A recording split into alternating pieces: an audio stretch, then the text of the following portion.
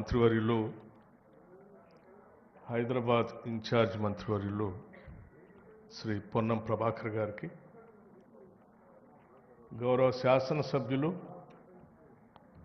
గడ్డం వినోద్ గారికి, గౌరవ శాసనసభ్యులు రాజ్ ఠాకూర్ గారికి, గౌరవ శాసనసభ్యులు గండ సత్యనారాయణరావు గారికి, అట్లాగే రాష్ట్ర ప్రభుత్వ సలహాదారులు అరకర వేణుగోపాలరావు గారికి, మినిమం వేజెస్ బోర్డ్ చైర్మన్ గౌరవ జనక్ ప్రసాద్ గారికి, principal secretary energy Shri Naveen Mittal గారికి, సిఎండి సింగరేణి శ్రీ బలరాం గారికి, అట్లాగే సింగరేణి డైరెక్టర్ పా గౌతమ్ గారికి, మిగతా డైరెక్టర్లందరికీ, ముఖ్యంగా యూపీఎస్సీ పరీక్షల్లో ఉత్తీర్ణులై ప్రజలకు సేవ చేయటం కోసం తర్ఫీదు పొందుతున్నటువంటి సివిల్ తెలుగు రాష్ట్రాల నుంచి సెలెక్ట్ అయినటువంటి వారందరికీ ముందుగా నా హృదయపూర్వకమైనటువంటి అభినందనలు తెలియజేస్తూ ఉన్నాను. అట్లాగే ఈ రాష్ట్రం నుంచి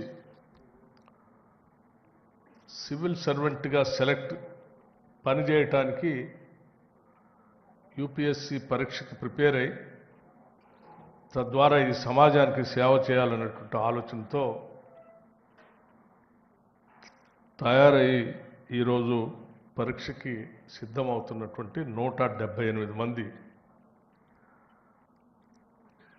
మీ అందరికి కూడా నా హృదయపూర్వకమైనటువంటి అభినందనలే కాకుండా మీరంతా విజయం సాధించాలని మనస్ఫూర్తిగా రాష్ట్ర ప్రభుత్వం నుంచి ప్రగాఢంగా కోరుకుంటున్నాను. మానవ వనరులు చాలా అతి ముఖ్యమైనటువంటి మన రాష్ట్రానికి హ్యూమన్ రిసోర్స్ అత్యంత బలమైనది, పెట్టుబడి కూడా. ఇటువంటి హ్యూమన్ రిసోర్స్ని ప్రాపర్గా ప్లాన్ చేసుకొని తర్ఫీదు ఇప్పించి సానబట్టిన వజ్రాల్లాగా తయారు చేస్తే ఈ రాష్ట్రానికి పెద్ద ఎత్తున ఉపయోగపడతారనేటువంటి ఆలోచనతోనే ఈరోజు రాష్ట్ర ముఖ్యమంత్రి రేవంత్ రెడ్డి గారి నాయకత్వంలో ఉన్నటువంటి ప్రజాప్రభుత్వం ఇందిరమ్మ రాజ్యం ఆలోచన చేసి దేశంలోనే అత్యున్నతమైనటువంటి యూపీఎస్సీకి ప్రిపేర్ అవుతున్నటువంటి తెలంగాణ విద్యార్థులకి ఎంతో కొంత మనం ఆర్థిక సహాయాన్ని అందించగలిగితే వారు ఎంచుకున్న లక్ష్యాన్ని చేరుకోవటానికి మనం కూడా కొంత సహాయం చేసినట్టుగా ఉంటుంది.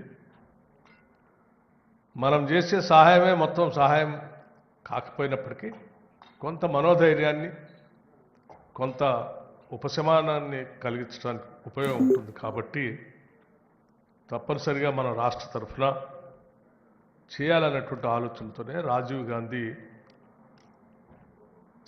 సివిల్ అభయహస్తం, సివిల్ సర్వీసెస్ అభయహస్తం అని ఓ పథకాన్ని తీసుకొని ప్రిలిమినరీ ఎగ్జామ్స్లో ప్రిలిమ్స్లో పాస్ అయి ఉత్తీర్ణులై మెయిన్స్ పోతున్నటువంటి వాళ్ళందరికీ ₹1,00,000 చెక్ అందించాలని, తద్వారా ఎక్కడో దగ్గర వాళ్ళు కోచింగ్కి వెళ్ళి ఆ కోచింగ్ ఫీజు కొంత పనికి వస్తున్నటువంటి ఆలోచనతో మొదలుపెట్టిన కార్యక్రమమే ఇది. ఆ తర్వాత మెయిన్స్లో కూడా ఉత్తీర్ణులై ఇంటర్వ్యూకి పోతున్నటువంటి వాళ్ళను కూడా ప్రోత్సహించాలి. వాళ్ళు ఢిల్లీ దాకా వెళితే అక్కడ ఉండటానికి కావాల్సిన కొద్ది ఖర్చులకి, లేకపోతే కోచింగ్ కోసం కొద్ది ఖర్చులకు ఉపయోగపడుతున్నటువంటి ఆలోచనతో వాళ్ళకు కూడా ఇంకొక ₹1,00,000 చెక్ ఇవ్వాలన్నటువంటి ఆలోచనతో ఈ కార్యక్రమాన్ని ఈ రాష్ట్ర ప్రభుత్వం మొదలుపెట్టి విజయవంతంగా ఇది 2వ సంవత్సరం తీసుకొని వెళ్తూ ఉన్నాం. మొదటి సంవత్సరం ఇచ్చినటువంటి 140 మందిలో ఒక 10 మంది మెయిన్స్ వచ్చారు. మెయిన్స్ నుంచి అంతిమంగా ఇంటర్వ్యూ అయిపోయిన తర్వాత ఐఏఎస్ కొద్దిమంది, ఐపీఎస్ కొద్దిమంది, ఐఎఫ్ఎస్ కొద్దిమంది మిగతా సర్వీసెస్లో అయ్యి ఒక 10 మంది సెలెక్ట్ అయినందుకు నిజంగా మేము అందరం సంతోషిస్తూ ఉన్నాం. కాదు ఇప్పుడు మాత్రం ఇంకెక్కువగా ఆశిస్తూ ఉన్నాం. ఇప్పుడు 178 మంది ప్రిపేర్ అవుతూ ఉంటే సంఖ్య పెరగాలని బలంగా కోరుకుంటున్నాం. ఎందుకంటే మీ సంఖ్య పెరిగి మీరు సెలెక్ట్ అయ్యి సరే ఈ రాష్ట్రానికి వచ్చినా ఏ రాష్ట్రానికి మీకు అలాట్మెంట్ అయినా ఎక్కడ ఉన్నా కానీ మీ తల్లిదండ్రుల్ని ఎంత ప్రేమిస్తారో ఈ రాష్ట్రాన్ని కూడా అంతే ప్రేమిస్తారు. సో మీరు ఏ స్థాయిలో ఎక్కడున్నా కానీ ఈ రాష్ట్ర భవిష్యత్తు కోసం, రాష్ట్ర అభివృద్ధి కోసం కూడా మీరు చేపట్టే వృత్తిలో, పనిలో, లేకపోతే ఆ డిపార్ట్మెంట్ ద్వారా ఎంతో కొంత ఈ రాష్ట్రానికి ప్రయోజనం చేకూర్చడం కోసం ప్రయత్నం చేస్తారు. కాబట్టి మేము ప్రగాఢంగా ఆశిస్తూ ఉన్నాం ఎక్కువ మంది సెలెక్ట్ కావాలని. ఎంత ఎక్కువ మంది అంటే ఇండియాలో తెలంగాణ నుంచి హయ్యెస్ట్ నెంబర్ సివిల్ సర్వెంట్స్గా సెలెక్ట్ అయ్యారు అనేంత నంబరు రావాలని బలంగా కోరుకుంటున్నాం ఈ రాష్ట్రం నుంచి. దానికోసం ఈ రాష్ట్ర ప్రభుత్వం ఏమి చేయటానికైనా సిద్ధంగా ఉంది. మీతో ఆలోచనలు పంచుకోవటానికి కానీ, లేకపోతే ఇంకా మెరుగైనటువంటి సౌకర్యాలు కల్పించడానికి ఎక్కడైనా మీరు సజెషన్స్ ఇస్తే వాటిని కూడా ఎగ్జామిన్ చేసి పరిశీలించి అమలు చేయడానికి కూడా రాష్ట్ర ప్రభుత్వం సిద్ధంగా ఉంది. ఈరోజు పార్లమెంటరీ డెమోక్రసీలో లెజిస్లేచర్తో పాటు బ్యూరోక్రసీ వారి పాత్ర ఈ దేశ ప్రజాస్వామ్యాన్ని నిలబెట్టడంలో అత్యంత ప్రధానమైనటువంటి పాత్ర పోషించే విధానం మీ అందరికి తెలియదు కాదు. నిబద్ధత అట్లాగే తీసుకున్నటువంటి పని ద్వారా, డిపార్ట్మెంట్ ద్వారా ఈ సమాజానికి ఏదో చేయాలనేటువంటి తపనతో పనిచేసేటువంటి విధానం మీలో బాగా పెరగాలని మేము కోరుకుంటున్నాం. చాలా చోట్ల సివిల్ సర్వెంట్స్ సమావేశాలు జరిగినప్పుడు ఆ సమావేశాల్లో కానీ లేకపోతే ప్రభుత్వ పరంగా మాట్లాడుకునేటప్పుడు కొద్దిమంది ఐఏఎస్ ఆఫీసర్స్ని రోల్ మోడల్గా చేసి మాట్లాడుకుంటూ ఉంటారు. ఆ కొద్దిమంది రోల్ మోడల్గా తీసుకున్నటువంటి అధికారులను చూసుకుంటే మన రాష్ట్రంలో సరే గతంలో పనిచేసినటువంటి ఎస్ఆర్ శంకరన్ గారు లాంటి వాళ్ళను, లేకపోతే పార్థసారథి గారు లాంటి వాళ్ళను, మాధవరావు గారు లాంటి వాళ్ళను, ఇటువంటి కొద్దిమందిని గమనం చేసుకొని మాట్లాడుతూ ఉంటారు. అంటే వాళ్ళు ఒక్కళ్ళు మాత్రమే సివిల్ సర్వెంట్స్గా ఈ రాష్ట్రంలో పనిచేశారు అంటే కొన్ని వందల మంది బ్యూరోక్రాట్స్గా వచ్చి పనిచేసి వెళ్ళినటువంటి వాళ్ళు కూడా ఉన్నారు.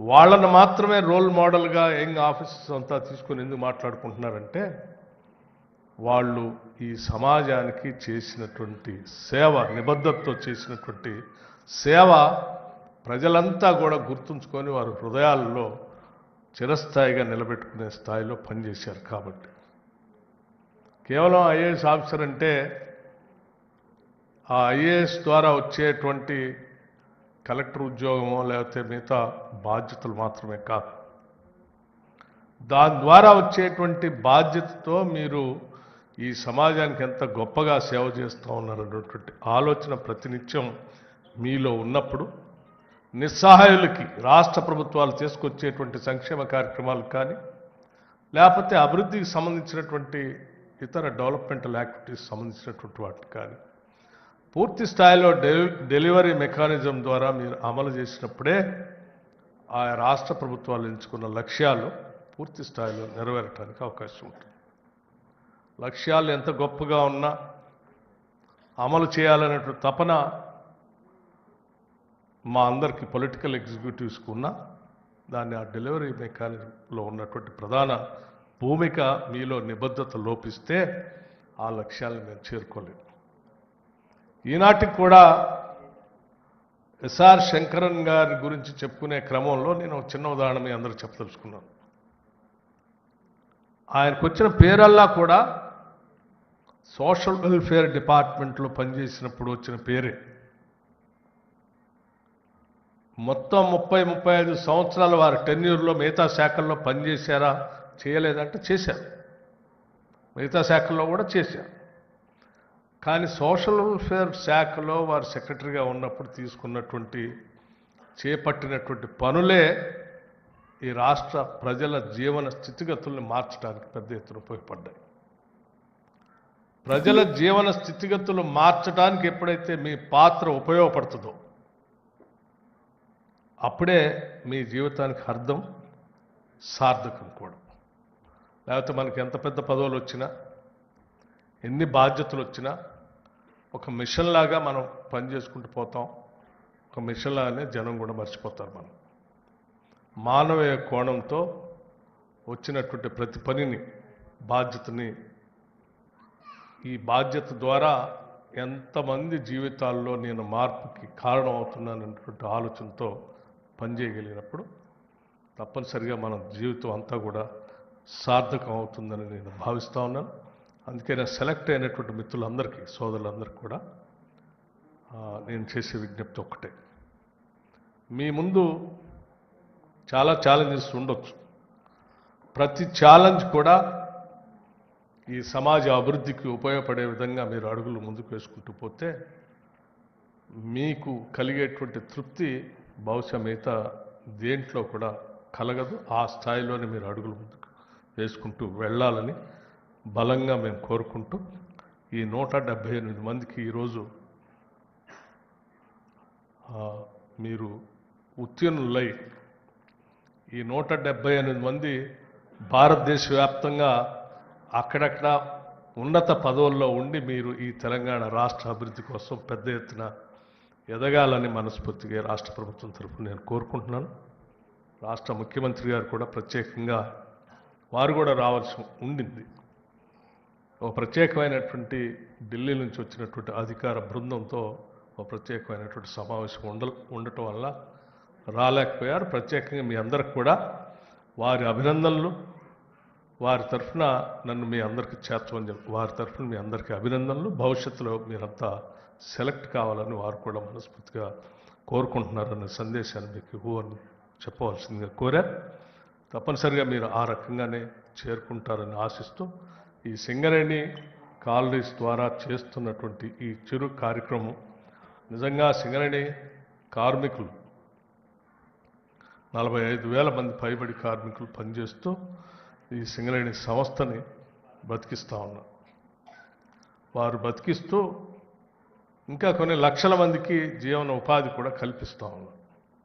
అలా కల్పించేటువంటి సింగరేణి కార్మికుల సోదరు అందరి తరఫున, సింగరేణి యాజమాన్యం తరఫున కూడా మీ అందరికీ అభినందనలు తెలియజేస్తూ, వారందరి కోరిక కూడా మీరు పెద్ద ఎత్తున సెలెక్ట్ కావాలని, తద్వారా ప్రజలకు మేలు జరగాలని ఆశిస్తూ ఉన్నారు. వారి ఆశీస్సులు, అభినందనలు కూడా మీకు మీ విజయ పరంపరలో ఉంటాయని చెప్పి మనస్ఫూర్తిగా కోరుకుంటూ నేను ముగిస్తూ ఉన్నాను. ధన్యవాదాలు.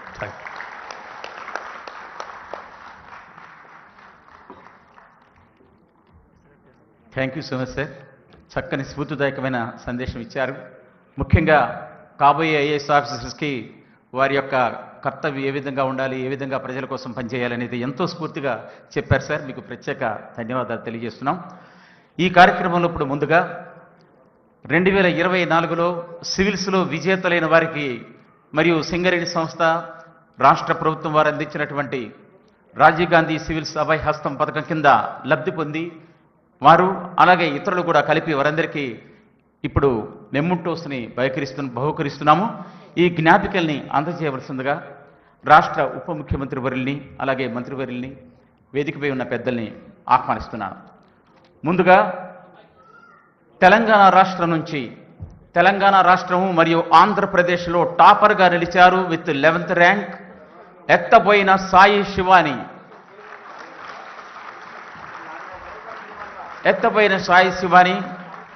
వరంగల్ జిల్లా నుంచి వారిని వేదికపైకి ఆహ్వానిస్తున్నాను. త్వరగా రెడ్డమ్మ.